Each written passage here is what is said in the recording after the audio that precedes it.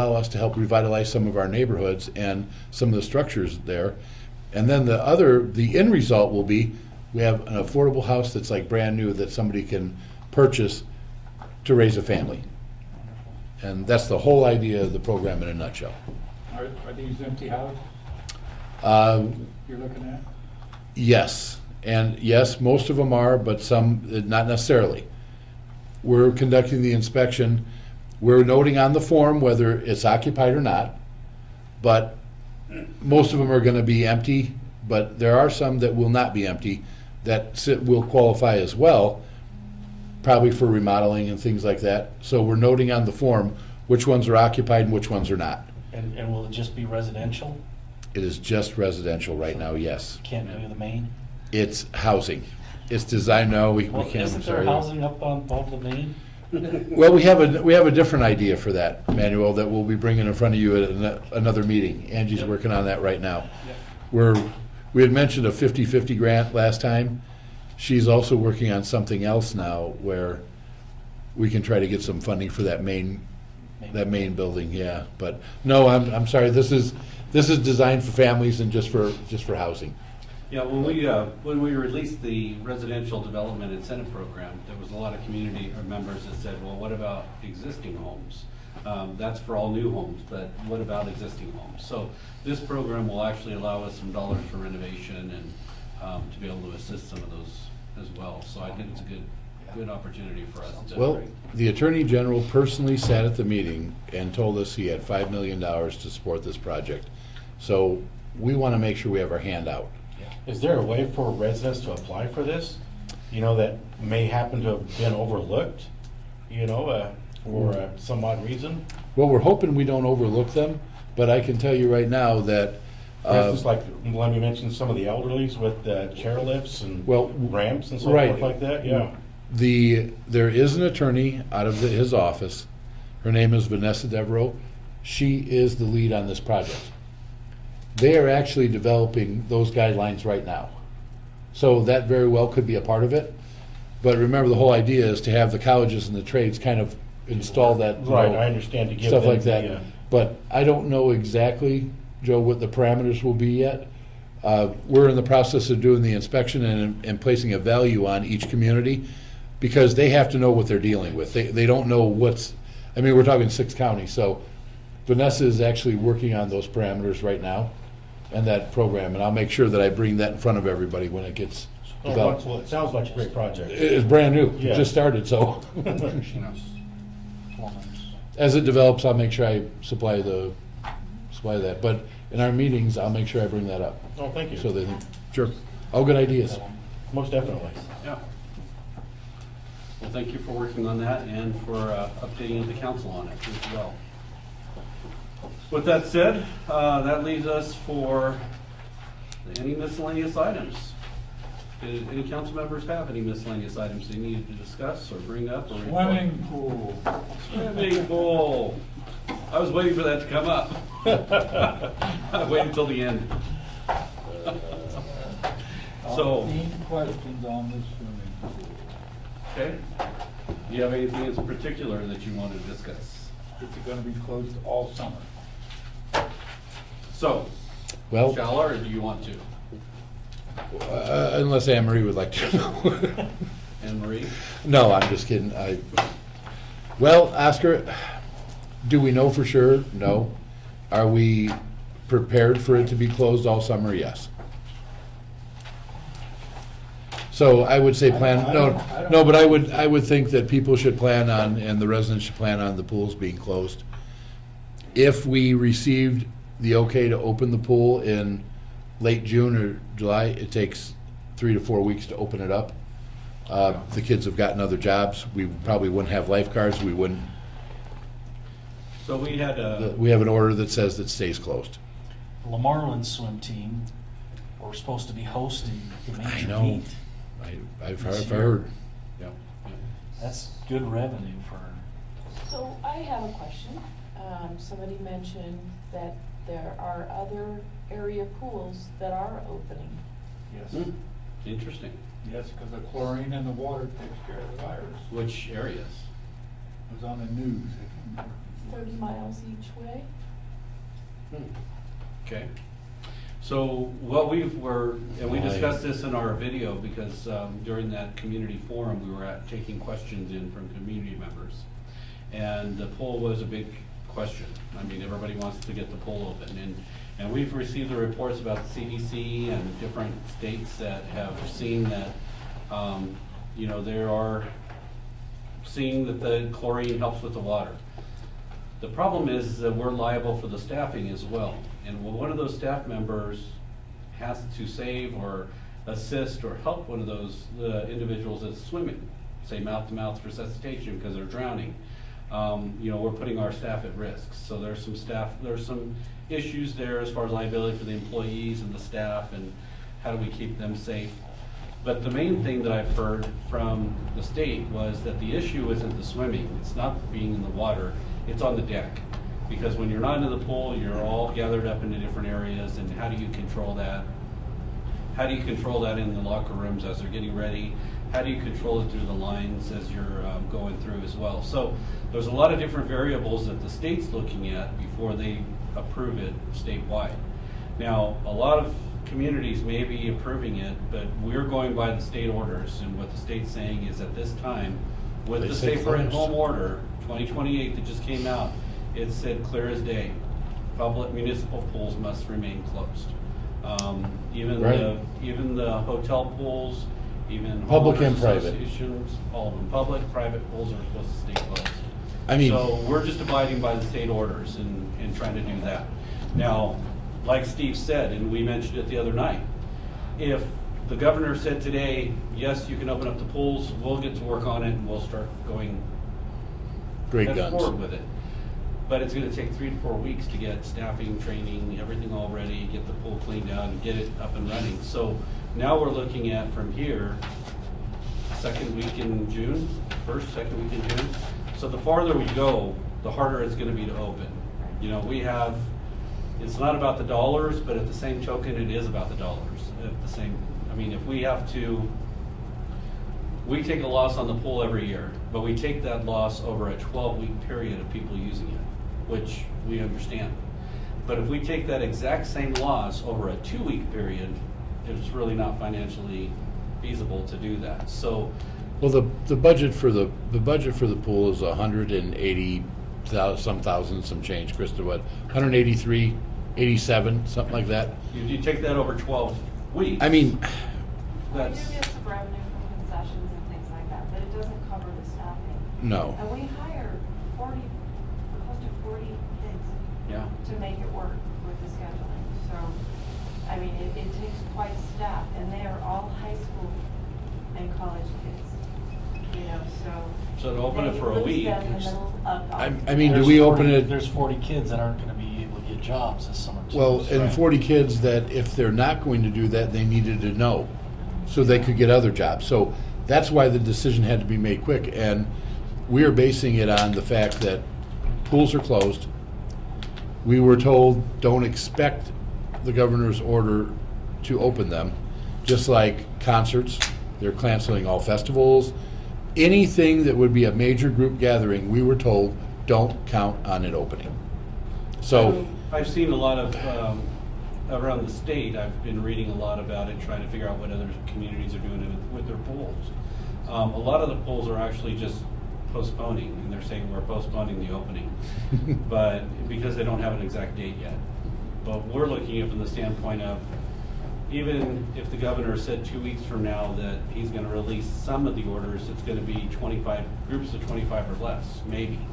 Or it could be 50 or less, but can we run the pool for 50 people in the pool minus the staff? So those are the things that we've been weighing, is how do we determine when is a good time and what's appropriate and what's the best use of the funds and. well, see, Oscar, what we're running into, the problem we're running into with these numbers and groups of less than 10, less than 25, that doesn't include kids. That includes anybody that's there. That includes staff, everything. So let's say we have 6 staff members there, then we can have 4 kids. Well, you can't How do we operate determine like which that. 4 kids? I mean, the pool's packed and, Parents. I mean, my goodness, that's the difficulty we run into. And there's a sense that the governor may loosen it up at the end of the month for June, but that number may go to 25 only. Nobody's seeing that there's going to be this great number increase in group gatherings. It just, Were you gonna ask something? but Yeah, it's where are we hurts. at on the variance, trying to get a variance order? We, Okay, so as far as the variance, we've had some discussions off and on. With the increase of COVID cases over the last week. Which it's we know that was to making be it- expected because they're testing more now. Right, but Obviously, it we has test made it more. a little bit more of a challenge. We had a couple of, larger gatherings and things of that nature, but really what they're doing is they're going by the amount of risk, and they're judging according to that. Now, us as a council, we've already announced that we're in support of a variance when the time comes. But as of a couple of hours ago, talking with Megan Hillman, she has a variance worked up, and as soon as she is able to, she has to go by certain guidelines stating there's not been an increase in cases over the last 7 days. 14 days. 14 days. Or we're showing a decline, and there's parameters that Megan has to work by. So while she does have the variance written up and ready to go, it's not being submitted. Not Because we yet. don't meet those parameters, Raf, so. Will we I know, ever but- meet those parameters? I don't know. And, it's one of those things where by the time we meet those parameters, the governor may have a new set of orders Right. that are loosened up most of these items anyhow. Remember, we don't have anything to say about it. It has to be approved by our local county health department, the 3 county commissioners, and the hospital. The hospital has to sign off on it. And right now, when we have, if we're showing an increase in cases, which we just start testing, so do we expect it? Absolutely. Yeah. I know a hospital staff member, I was told recently tested positive. The hospital is most likely not in a position where they would sign off on that. And that's where we're at. So the skate park open, that's good news. So last week, in discussing the pool and researching the pool, we had a staff member, or was it Steve or It was was, it Rick? well, That contacted. Rick, I had asked Rick if he would get on the website. We got on the website together, and Megan kept saying that if you have any questions, concerns, get on the state's website. It goes directly to the governor's task force. Well, Rick did. We questioned the pool, and we questioned the skate park. The authorization for the skate park came directly from the governor's office. One of his senior staff members personally called us and called Rick and advised him that there are no restrictions regarding skate parks, but the pool is to remain closed. That came directly from the governor's office. Upon getting that instruction, called, notified Megan, notified everybody. I believe we opened the skate park because it came directly from the governor's office. So a couple of things that I want to clarify with that, because this was a question that was brought up over the last 2 days. We were needing to cancel this fishing tournament, but the fishing was open, and what's the difference between the fishing tournament and having a group of Right. kids at the skate park all gathered together? I wanted to make that very clear because there is a difference. The difference was in the organized event. When you have an organized event, it's the organized events that are not allowed on groups of 10 or more.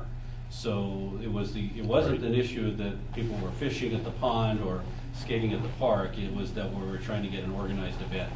So we do have a lot of people that utilize the pond and do fishing all day long, and I think that's great.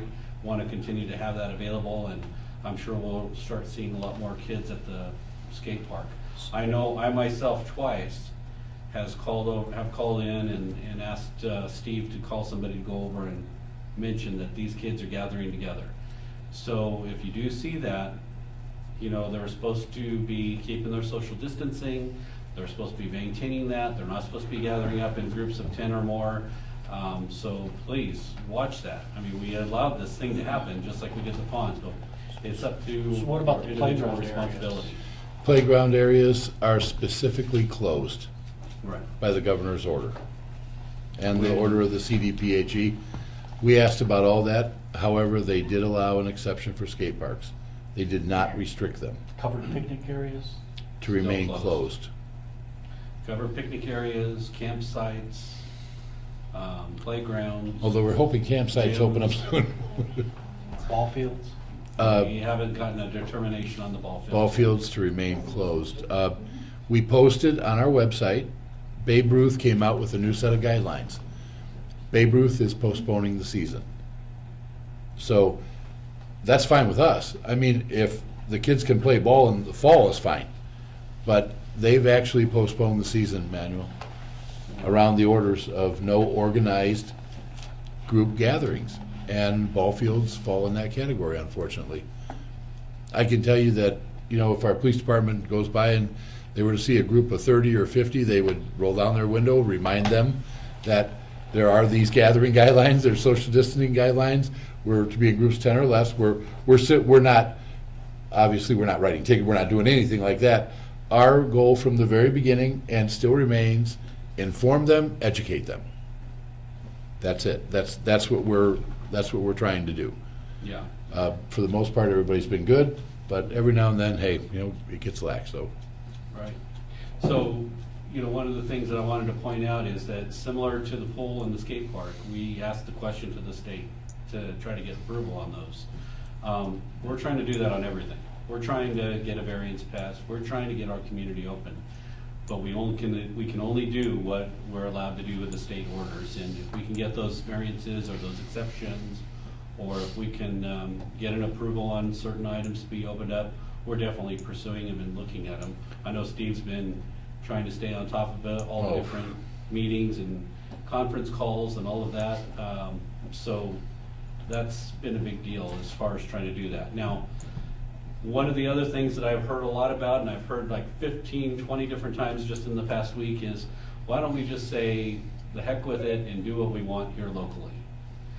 And the comments always come up, well, we'll lose our state funding if we go against the state. And what difference does that make for us? But we do get a lot of state funding. We get a huge amount of state funding and state support.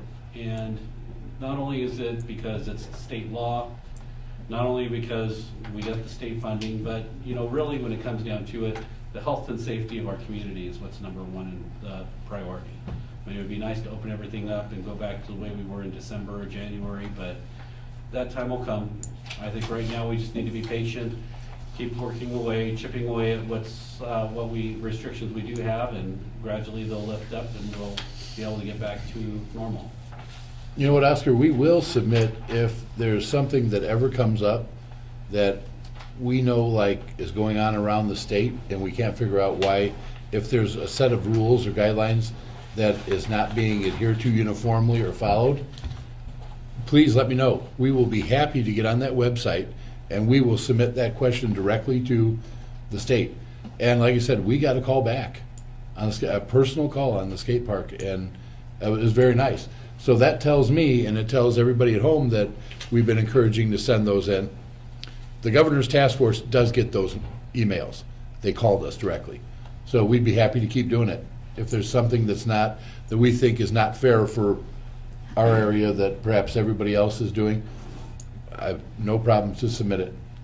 I'm glad to do it. Did council have any other questions? Any other items they wanted to discuss or get info on? I think that, you know, just letting the public know that we're all wanting to see things opened. You know, we're as eager as everybody else is to get things to where we're back at our normal capacity of function, and so that's pretty much where we're all standing, is that, you know, our desire, just as much as theirs, is to get things reopened and get things back to the way they were. Yep, I agree. Well, I think the longer this goes, the more defiant people are gonna become. Oh yeah, there's no doubt. Well, and it's difficult because the defiance portion of it makes it a challenge. On one hand, you're saying, you know, don't want to lose your rights, and you don't want to lose your your freedoms and all of that. But at the same token, there are certain situations where, you know, having large gatherings or having, you know, riots or some things of that nature, end up taking away freedoms from everybody else. And so we want to avoid all of that. We want to avoid all the conflict.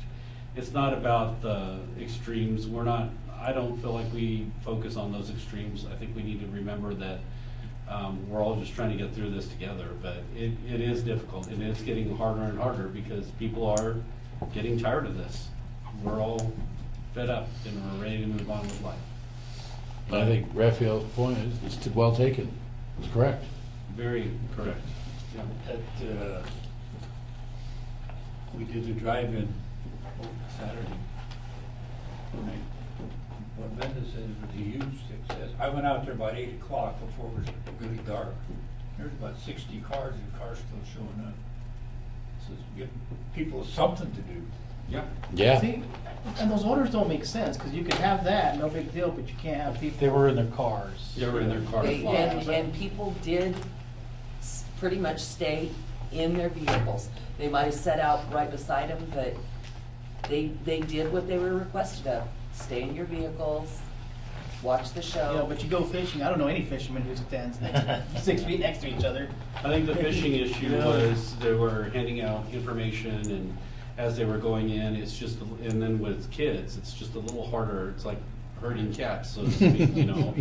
So it made it a lot more challenging, but, you know, and that's a good point, though, because there is a difference, and every event is gonna have its own different challenges. Right.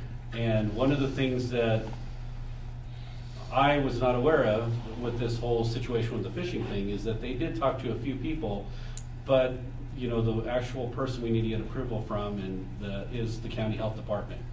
So I've seen a few events, you know, of course, we had our Easter cruise, and the high school has done a great job getting ready for this weekend, which congratulations to all the seniors for their graduation coming up this weekend.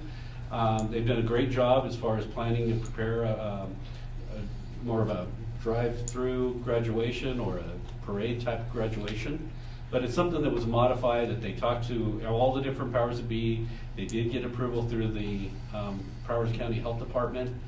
If you do have an event and you're wondering if it's gonna work or not, check with everybody.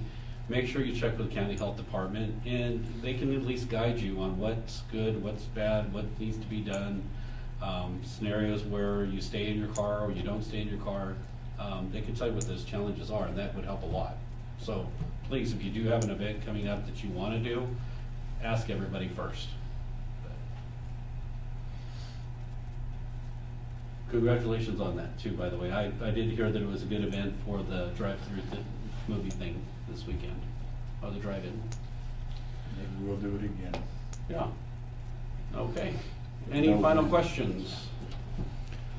Did anybody write in at all? during Do this? we have any questions from the audience, public? Nope. Okay. Okay. All right, well, thank you very much, everybody. I do appreciate everybody's participation in this. Thank you to Martha Alvarez as well, Baird, who's our production manager and is doing a great job on this. Looking forward to having this happen in the future more often so that our community can stay informed. Thank you. Can we have a motion to adjourn? So moved. Nope, a race. So we have a motion and a second. All in favor signify by saying aye. Aye. All those opposed? Motion passes. Thank you very much. Have a good evening. Hot.